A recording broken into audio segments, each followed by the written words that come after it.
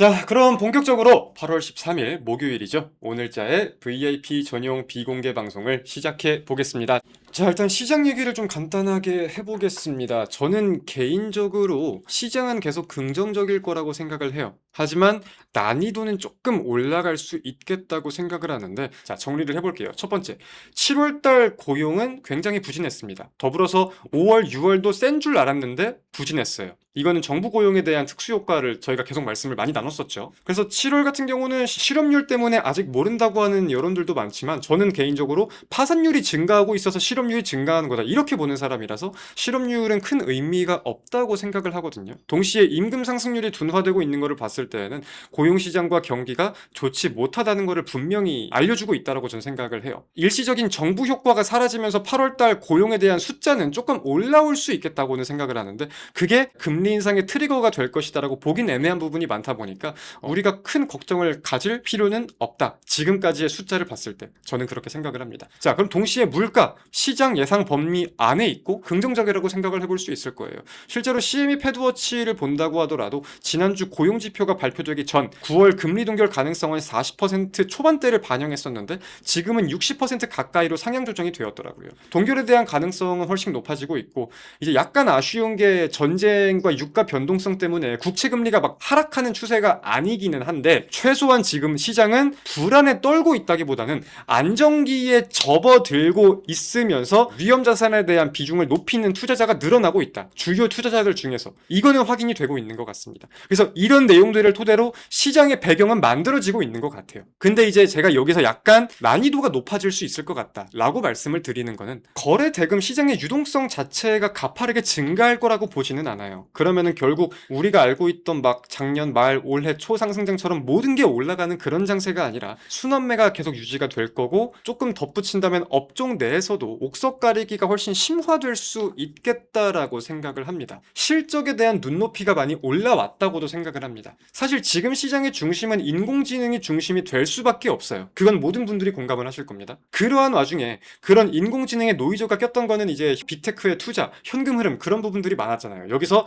반도체도 이제 연쇄적인 하락을 보였던 비중이 높은 것 같은데, 이 자금 조달 플랫폼에 대한 이슈도 그렇고, 빅테크의 성장률, 최근에 슈퍼마이크로 컴퓨터, 코어비브, 이런 실적과 성장률로서 이 투자에 대한 노이즈, 현금 흐름에 대한 노이즈는 저는 해소가 되어가고 있다고 판단을 해요. 하지만 그렇다고 해서 모든 기업들의 상황이 좋은 건 아니기 때문에 눈높이는 높아졌고 기업별 해석이 바뀌고 있다. 제가 지금 시장에 주목하는 포인트는 그겁니다. 시장에 돈이 이만큼 많으면 모르겠지만 시장의 돈이 이렇게 가파르게 증가할 것 같지는 않고, 종목 하나하나를 보는 기준이 더욱 까다로워질 것이다. 전반적인 환경은 좋아지니까 선호 심리는 늘어나. 하지만 그렇다고 모든 종목이 좋아 보이진 않아, 이렇게 생각을 하면 된다는 거겠죠. 그래서 요즘 국내 증시만 본다고 하더라도 업종 내 종목별들의 수익률 차이가 많이 나요. 이러한 흐름이, 그리고 순환매에 대한 장세가 좀 길어질 수 있겠다라고 생각을 합니다. 이게 제가 생각하는 시장이고, 앞으로 우리가 전략, 종목 선별을 할 때 항상 체크를 해야 하는 관점입니다.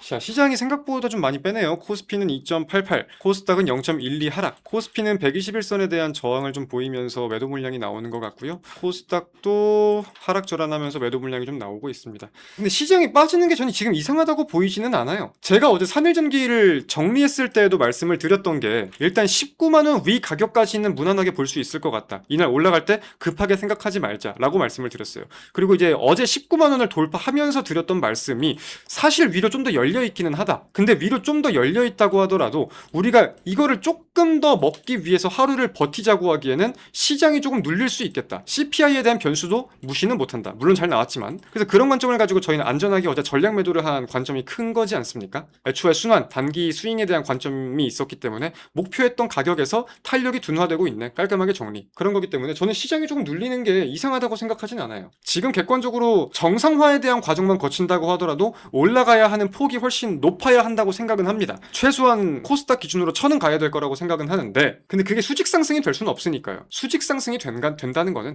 또 V자 반등이 나온 대로 또 그대로 하락하는 거예요, 사실은. 쉬어갈 땐 쉬어가고, 지난주도 증시가 월화수 괜찮고 목금 혼조세 보이고, 이번 주도 월화수 나쁘지 않고 목요일 지금 빼고 있는 거란 말이에요. 그래서 오늘 내일 증시가 좀 빠지는 게 부담이 될 수는 없습니다.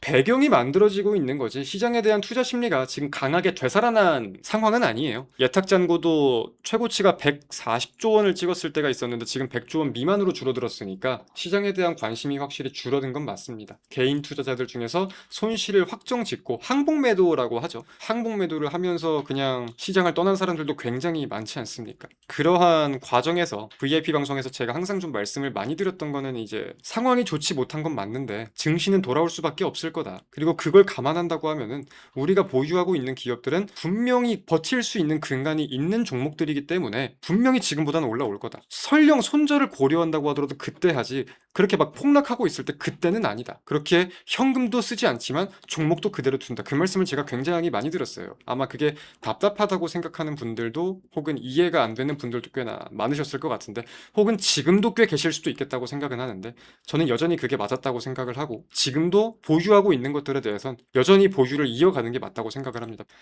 자, 아무튼 그렇게 말씀드리면서 오늘 방송은 여기서 마무리하겠습니다. 내일 뵙겠습니다. 안녕!